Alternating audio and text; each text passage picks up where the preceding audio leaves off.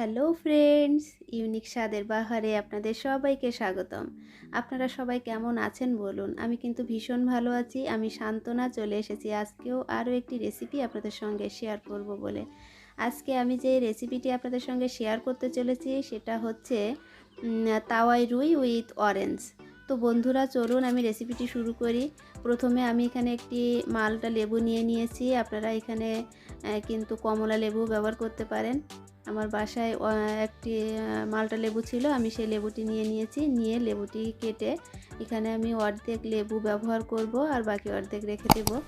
এখন লেবুটিকে আমি চার ভাগ করে নিলাম, অর্ধেকটা ভাগ করে 4 পিস করে নিয়েছি। নিয়ে এখন এক সাইডে এটাকে সরিয়ে রাখছি। আর তারপরে নিচ্ছি একটি বোলের ভিতরে আমি রুই মাছের পিঠের মাছ, সেটা 3 পিস বড় মাছ ছিল, সেটাকে আমি মাঝখান দিয়ে কেটে ছোট ছোট 6 পিস করে নিয়েছি।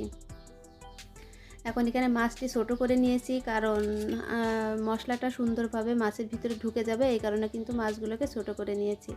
মাছগুলো নিয়ে এখন হচ্ছে এখানে যে লেবুটা আমি কেটে রেখেছিলাম সেখান থেকে 2 পিস লেবুর রস আমি এখানে দিয়ে দিচ্ছি মাছের ভিতরে।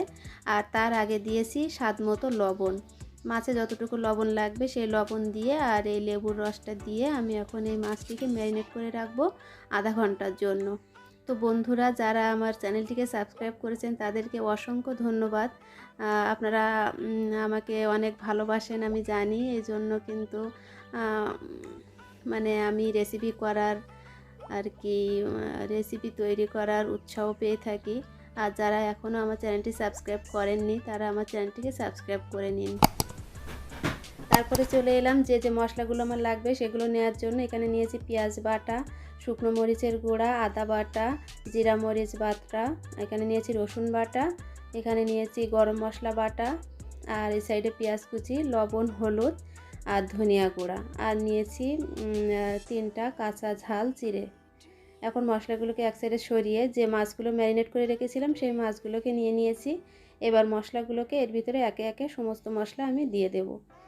দিয়ে মাছটিকে ম্যারিনেট করে রাখবো 2 থেকে 3 ঘন্টার জন্য। যদি আপনারা মনে করেন হাতে এত সময় নেই তবে কিন্তু আধা ঘন্টা 1 ঘন্টা রাখলেও হবে। আমি কিন্তু মাছটাকে ম্যারিনেট করে রেখেছিলাম 2 থেকে 3 ঘন্টার জন্য।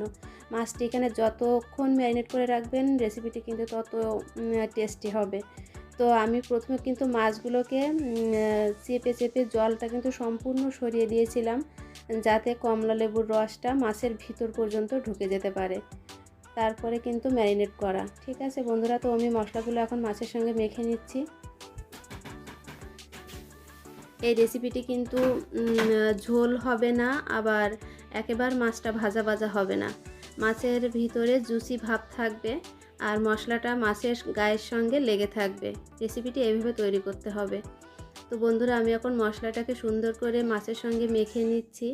মেখে এখানে আরও 1 পিস লেবুর রস আমি চেপে এর ভিতরে দিয়ে দেব।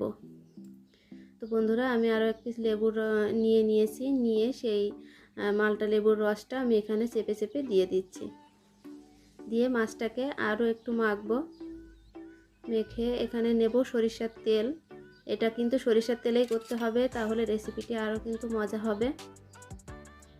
আমি এখানে সরিষার তেল নিয়ে নিচ্ছি, দেখুন এরকম পরিমাণে নেবেন। নিয়ে এখন মাছের সঙ্গে সুন্দর করে তেলটাও মশলার সঙ্গে মেখে এটাকে ম্যারিনেট করে রেখে দেব। আমি মাছটা এখন ম্যারিনেট করছি, এখন এটাকে সরিয়ে রাখছি। ফিরে আসছি 2 থেকে 3 ঘন্টা পরে।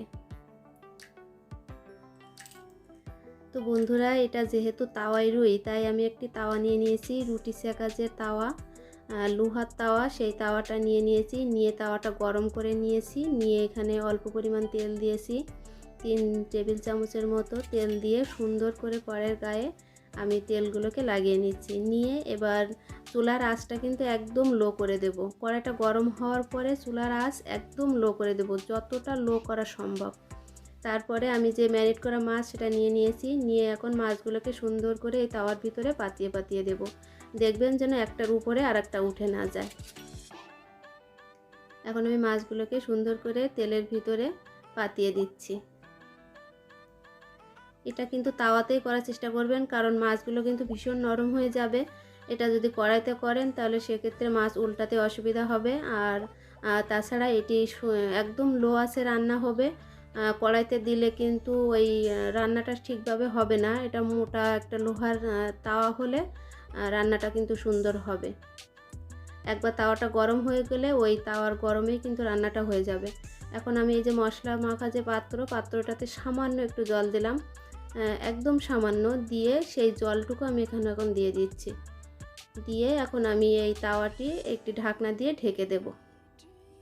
এখানে আমি এটাকে রান্না করতে হবে একদম লো আছে 20-25 মিনিট, আধা ঘন্টা মতো রান্না হতে লাগবে।